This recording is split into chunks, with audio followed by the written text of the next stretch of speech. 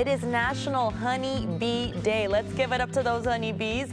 What better way to celebrate than a place dedicated to nature's busiest pollinators and all that sweet honey goodness? Justin Calderon suited up and found out more.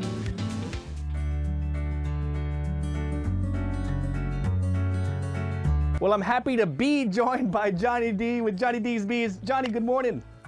Good morning. How are you, sir? Oh, I'm doing great right now. So we're smoking out the bees right now. You're going to kind of show us your operation over here, correct? Yes.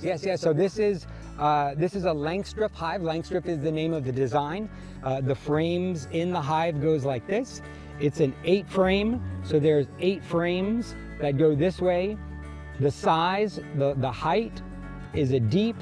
This one's a medium. And so with all the rain we've been having here in San Antonio, these girls have been busy collecting honey. So this box here and this box here is called the brood box. So that's where the babies are. And then right around here, there's a little bitty crack. I've got a metal sheet, a little metal frame that keeps the queen down here laying in the bottom. And then all up here is honey. So today we're going to open it up and we're going to take a look at some honey frames and see how the girls have been doing. Oh, well, that's awesome. Well, walk us through that process. I know you have kind of smoke right here to kind of calm them down before you open them up. So so the bees, these are Italian. Italians are the most gentle variety of European bees that we farm down here in San Antonio. And smoke kind of masks the attack pheromone. What you see coming in, if you'll step right back, there we go. This is kind of like the landing. So you've got hundreds and hundreds and thousands of bees coming in and out. If we stand back and look just for a minute, all those girls are flying in. And if you could look right over there in the corner, you could see that one's got orange nectar she just brought in. Some of them, orange pollen. Some of them are bringing in nectar. Some of them are bringing in water. Honeybees don't drink water, but they use it to cool the hive. They want the internal temperature in the high 80s, low 90s year round. And they use water to put on top of pollen, and they make it into bee bread. It kind of ferments. And so here you've got our entrance, and you've got the little guard bees that are on the lookout for predator. You've got the incoming girls doing their thing. Wow.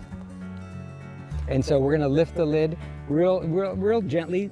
These girls can smell fear, anxiety, happiness, depression. And so we're gonna lift it off. And we move real slowly and just let them know that we're not here to hurt them at all. Yeah, very, very calm, cool, and collected over here. Yeah, and they sense that. They absolutely sense that. It's midday, so all the foragers, as soon as it's light, so out here on the farm, the sun starts to peak right around 6:30, and they are out. Like you can literally sit here in the dark, and as soon as it's light enough to fly, they just start pouring out, going and start foraging, again, looking for pollen, water, and nectar. And so probably about 20–30% of the hive is out right now, and so the numbers are low. So what you have up here are your bees kind of maintaining all of the honey in here. Again, this is full. They've been busy, busy girls. I'm going to move real slow and lift one out, and you'll see what they've been up to the last several weeks out here. I know San Antonio's had all kinds of different rainfall. We're out here in South Bexar County. We're over 6 inches out here, and that's prolific. We haven't had that much. Are they pretty good predictors of the weather when they know like a heavy rain's coming or things like that? Yes, that's so incredible that you would ask that. They monitor the barometric pressure, and bees they can't fly in the rain.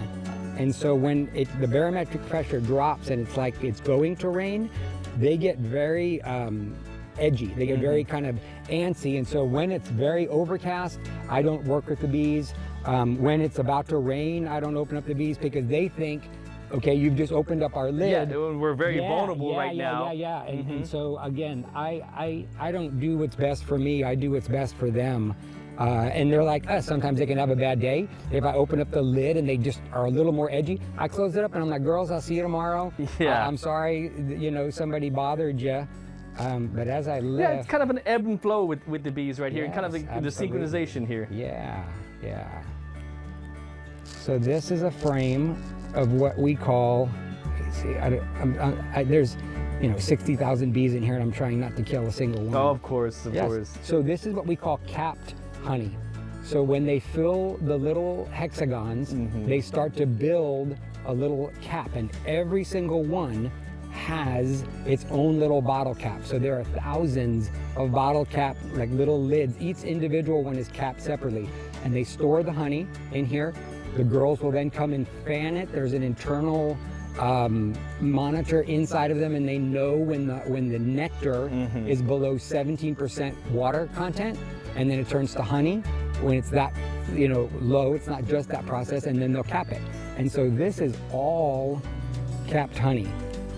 So on a frame this size, about that thickness, this is probably about 2 to 2.5 pounds of honey. Wow. Well, Johnny, this looks so good. Well, what do you say we take some of these frames inside and see a little bit more of the process? Absolutely, let's go.